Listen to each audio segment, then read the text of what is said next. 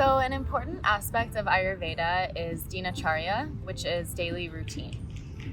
Not all of us have a set daily routine that's good for us that we've intentionally incorporated into our lives, but it's really important to take it step by step and not get overwhelmed and try to do 20 things starting tomorrow. Yeah, so I think for me personally, one of the biggest aspects of creating a daily routine is my morning routine. Because if my morning routine is messed up, then my whole day is messed up, which we experienced firsthand. Like 2 days ago. 2 days ago. We woke up, we rushed out of the house, we didn't eat breakfast. I went to the dentist for 4 hours and they didn't tell me it would take that long, and we just didn't get to ground in the way that we normally would. Yeah, so seeing that experience like really heightened my awareness of how important it truly is. Our morning routine typically looks like we wake up with the sun. So rising with the sun is a very important aspect of Ayurveda, just getting in touch with the natural rhythm of life around you. Waking up when the birds wake up, waking up when the day begins. And you might think that it's really hard, but the energy is actually lighter at that time. And the later you stay in bed, the more heavy and groggy you feel, and it's even harder to open your eyes. But you just have to make that decision to get up at 6:30 sometimes. And then once you make the decision to wake up at that time, slowly things shift to where in your nighttime routine, you go to bed earlier. It's kind of just something that balances itself out. And then, of course, you'll have those nights where you stay up till midnight with your friends having an amazing time. It's about balance and not having criticism in the process. Exactly. So speaking of criticism, I think one of the most important aspects of Ayurveda is self-love. So for me, that was the biggest takeaway, is that, okay, I have all of these practices. I know I should wake up early. I should do my self-care practices, whatever it is.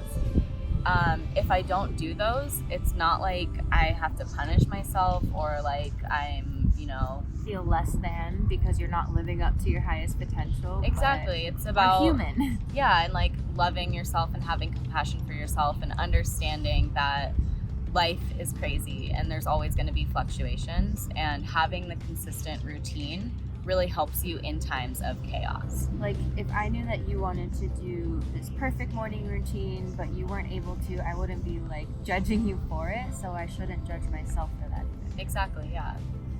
So another thing, other than waking up with the sun, we always like to do our self-care practices in the morning. They can be done at any time, but if you are eye washing, so you get warm water with rose hydrosol in like a little eye cup, and then you rinse your eyes out with that. It really helps brighten up your perspective on a subtle level, and then on a physical level, it cleans out all the junk. Yeah. There's also tongue scraping, which is one of our favorites because it just refreshes your whole mouth in a whole new sense. You feel clear, more able to speak, and there's just like a lighter energy on your tongue. There's no gunk and stuff. But tongue scraping on a physical level, it cleans out all of the toxins that arise through your tongue. But on a subtle level, it helps you feel like you can speak better and share your truth and voice your opinions. And we're actually using our own cards for reference right now. Here we have nasal clarity, and this one is related to using a neti pot.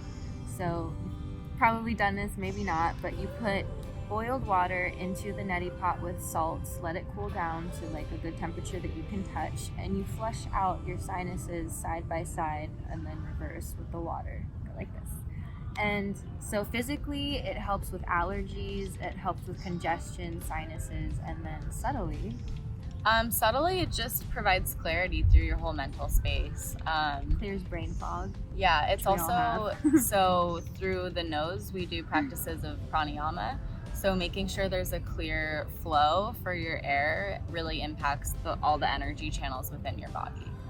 And this is just a little bit about many different things that you can incorporate into your routine, but it's awesome that we have 13 cards in the deck dedicated to like a grounding routine ritual for your night and day.